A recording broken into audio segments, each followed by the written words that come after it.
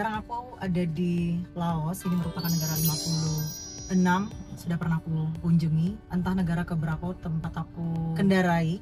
Jadi memang sudah ada beberapa negara yang pernah aku kendarai, dan ada beberapa fakta tentang Laos yang mungkin bisa kamu temukan di Google atau mungkin bisa kamu dapatkan dengan pengalaman secara langsung datang ke Laos. Salah satu diantaranya adalah orang Laos ini ternyata dia lebih banyak mengkonsumsi beras ketan daripada orang lain di dunia.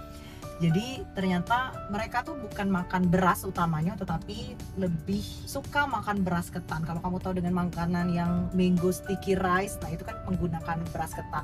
Bahkan kalau misalnya kita makan di Thailand, itu kita datang ke KFC, ke Burger King, nah mereka memiliki pilihan optional beras, yakni jasmine rice atau yang beras ketan ini tadi, sticky rice. Jadi Laos akhirnya dinobatkan sebagai negara yang memang paling banyak sekali mengkonsumsi beras ketan. Nah, kemudian untuk diketahui bahwa Laos ini ternyata tidak ada lautan. Justru Laos ini tuh negara yang sepenuhnya terkurung di daratan. Kalau kita bicara tentang kondisi geografis negara Laos, kita akan paham bahwa negara Laos ini ternyata banyak sekali bersebelahan dengan beberapa negara seperti Vietnam, Kamboja, Thailand. Bahkan yang uniknya negara Laos ini ternyata bersebelahan juga dengan Yunnan, China di bagian utaranya. Dan nanti akan aku perlihatkan kepada kamu ada sungai yang mengalir sangat panjang sekali, bahkan dari Thailand pun kita bisa jingok, dari Kamboja kemarin juga kita jingok. Itu namanya Sungai Mekong, sungai yang sangat panjang sekali membelah beberapa negara yang ada di ASEAN. Terus ada fakta unik mengenai Laos yang mungkin sebagian orang tuh akan terkejut mendengarnya, karena kemarin ketika aku ke Kamboja, itu sebuah fakta mengenai Kamboja adalah negara di Kamboja ini ternyata negara yang sangat banyak sekali dengan ranjau. Nah, kalau kita bicara tentang Laos, Laos ini adalah negara yang paling banyak bomnya, dan bahkan bom-bom tersebut itu aktif dan pernah meledak. Nah, ini lagi datang iring-iringan kepresidenan mungkin ya. Tuh, pelat merah kan. Cuma nggak tahu ini di mana letak presidennya. Sedang terjadi apakah hari ini kita belum tahu. Ya. Jadi balik lagi ke fakta unik tentang Laos tadi. Ternyata Laos itu merupakan tempat atau negara yang paling banyak dibom. Nah, ini berkaitan tentang sejarah yang nantinya akan aku kupas, yakni sejarah tentang perang Indo-China 1, 2, 3. Jadi ini adalah sebuah rangkaian perang yang ada di ASEAN. Ngapa perang itu bisa terjadi? Yang pertama, perang Indo-China pertama itu adalah ketika pemerintah Perancis ingin menguasai Laos. Seperti yang kita ketahui bahwa ada beberapa negara yang memang dijajah oleh si Perancis ini. Salah satu diantaranya Vietnam. Dan rasanya kalau tidak salah Kamboja juga sempat, karena Kamboja itu berasal juga dari bahasa Paris, yakni Cambodia. Nah, jadi balik lagi ke masalah perang Indo-China 1 tadi, ketika pemerintah Paris itu menginginkan Vietnam, saat itu mereka berperang antara Prancis dan Vietnam. Nah, kamu mungkin masih ingat pada saat Perang Dunia Kedua, saat itu Jepang kan lagi huru-hara nih. Sementara Prancis sama Jepang saat itu juga sempat berebutan.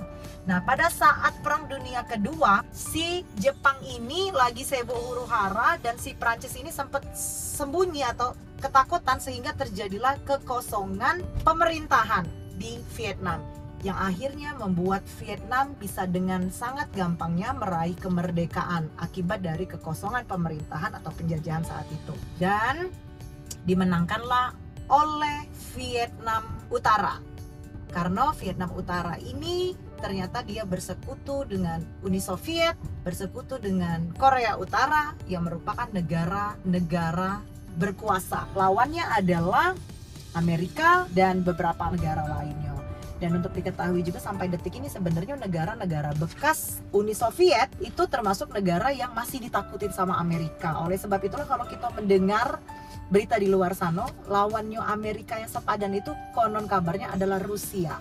Jadi uang Amerika ini atau pemerintahan Amerika ini memang dia agak takut dikit lah ya dengan Rusia yang saat ini dipimpin oleh Vladimir Putin, semua juga tahu.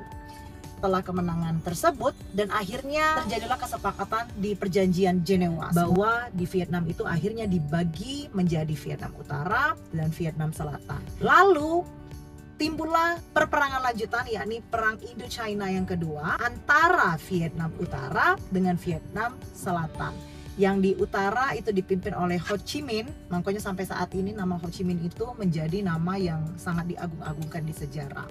Jadi cerita ke masalah Vietnam tadi, kenapa akhirnya terjadinya Perang Indochina kedua antara Vietnam Utara dengan Vietnam Selatan? Karena saat itu terjadinya perselisihan ideologi.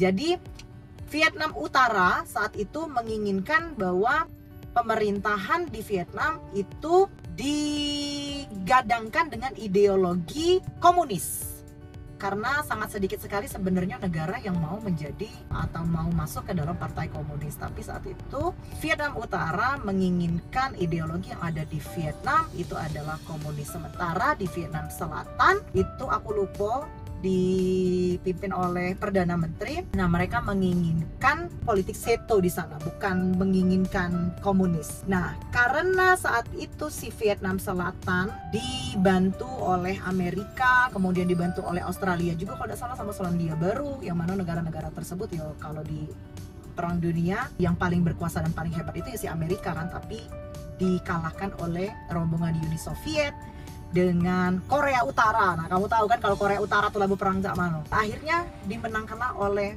Vietnam Utara. Dan sampai saat ini pun akhirnya Partai Komunis itu tetap menjadi berkuasa di beberapa negara tersebut, termasuk di Laos. Setelah kemenangan tersebut, ngomong-ngomong soal Uni Soviet, ada beberapa negara pecahan yang disebut dengan Kazakhstan, terus tuh Sastan lah pokoknya ya. Nah, kenapa negara-negara pecahan Uni Soviet itu sebagian kecuali Rusia disebut dengan yang stan-stan itu tadi, yang menandakan bahwa itu tuh adalah tempat atau lokasi, makanya dia disebut dengan stan. Ini sebenarnya tidak berkaitan dengan Perang Indochina tadi, dan kemudian terjadilah Perang Indochina ketiga, yakni antara Vietnam dengan beberapa negara di sekitarnya, yakni Kamboja, Laos, dan sebagainya, yang mana mengakibatkan ada banyaknya bom-bom yang diuntal keladi Laos, dan ada banyaknya ranjau yang akhirnya diuntal ke juga di Kamboja. Nah, ini adalah sejarah panjang kenapa Laos akhirnya memiliki banyak sekali bom-bom yang ada di Laos ini. Nah, jadi sejarahnya sangat panjang sekali kalau kita bicara tentang sejarah. Dan setiap kali aku berangkat ke luar negeri, aku pasti mempelajari sejarah tersebut dan ujung-ujungnya nyambung. Oh, ternyata dunia ini zaman dulu tidak baik-baik saja. Tetapi kalau menurut aku dunia zaman sekarang pun tidak sebaik-baik dulu. Kalau dulu uang perang itu benar-benaran perang fisik ya. Kalau sekarang ini kita sudah perang mental, apalagi perang tidak nyata. Media sosial ini justru menjadi kekacauan yang luar biasa. Tanpa menyentuh, mereka bisa membunuh seseorang. Balik lagi ke masalah fakta tentang Laos. Ternyata Laos ini memiliki banyak sekali satwa liar yang sangat melimpah. Mulai dari king cobra, kalau kita tahu dengan hewan-hewan berbahaya seperti king cobra, terus ada beruang, aku lupa beruang apa gitu. Kemudian ada harimau, ada banyak nih hewan-hewan mengerikan. Rata-rata hewan-hewan mengerikan itu adalah hewan-hewan nokturnal, mereka yang aktif bergerak ketika malam.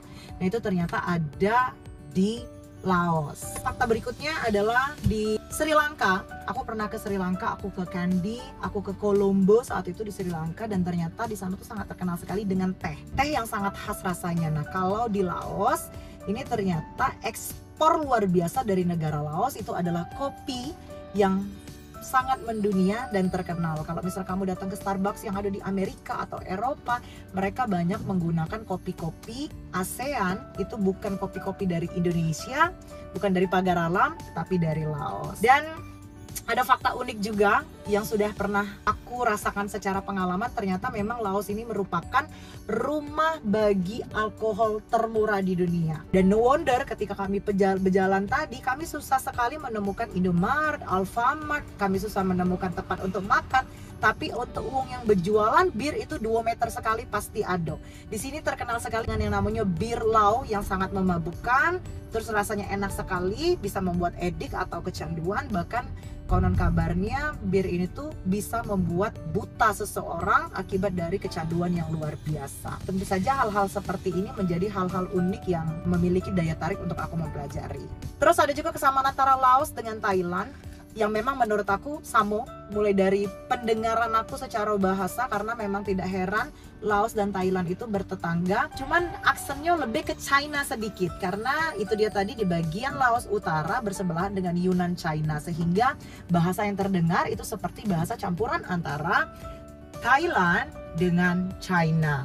Negara Laos ini juga memiliki hal-hal yang unik seperti pohon tertinggi di dunia itu ada di Laos, orang-orang terpendek itu ada di Laos. Nah, untuk kamu ketahui, jadi berdasarkan dengan penelitian yang dilakukan bahwa ternyata orang Laos itu pendek dan memiliki setuo alias alat kelamin yang paling pendek. Mungkin tidak paling pendek ya, karena aku juga ada ngukur, tapi rata-rata pendek dibandingkan dengan Asia lainnya. Kamboja juga termasuk pendek, bahkan dibanding ke Indonesia kita lebih panjang beberapa senti. Ini pengetahuan ya, bukan omongan jorok. Ada satu juga yang unik, walaupun dia bertetangga dengan Thailand, justru ternyata somtam. Somtam ini adalah makanan yang terbuat dari rujak pepaya.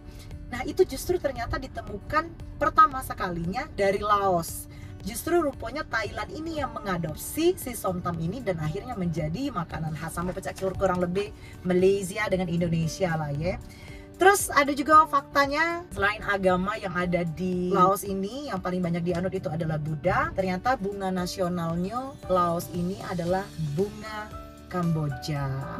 Nah, ada banyak sekali fakta tentang Laos yang sudah aku informasikan ke kamu galo-galo. Ini kami sedang explore. Nanti kalau ada informasi-informasi atau fakta tambahan yang kami dapatkan di lapangan, aku bersama Eku akan melaporkan. Terima kasih banyak. Ini kayaknya, oh tuh. Nah, ini Palais. Jadi yang rombongan tadi ternyata masuk ke dalam ini. Ini adalah istana kepresidenannya. Disitulah presidennya tinggal. Nanti kita tanyakan apakah dia memiliki anak gadis untuk dipersunting oleh Eku, atau memiliki anak bujang untuk dipersunting oleh Ari Marzuki.